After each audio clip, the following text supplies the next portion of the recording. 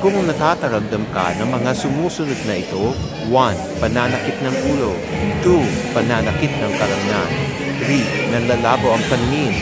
4. Naninikip ang dibdib. 5. Mainitin ang ulo. 6. Wala palagi sa sarili. 7. Hirap sa pagtulog. 8. Madalas tulala.